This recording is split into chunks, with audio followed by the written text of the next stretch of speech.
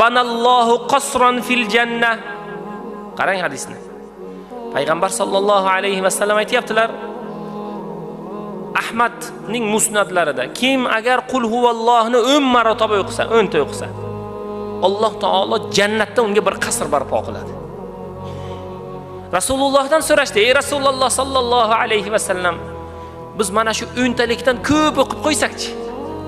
100 ta 10 talik, 1000 ta 10 talik, 10,000 marta 10 talik o'qib qo'yish mumkin-ku mana umr davomida. 10 ta ixlosni taqriban 3 daqiqada o'qiymiz, masalan. Biz mana shu 10 talikdan ko'p o'qib qo'ysakchi deganlarda Alloh taoloni fazlu karami keng dedilar. Mana bizda bugun 10 ta uy bo'lsa, 20 ta uy bo'lsa, 100 ta uy bo'lsa nima deymiz? Bo'ldi deb yuboramiz-da. Bo'ldi, boshqasi kerak emas deymiz. 100 ta uyimiz bor. Alloh taoloning fazlu karami keng. 10,000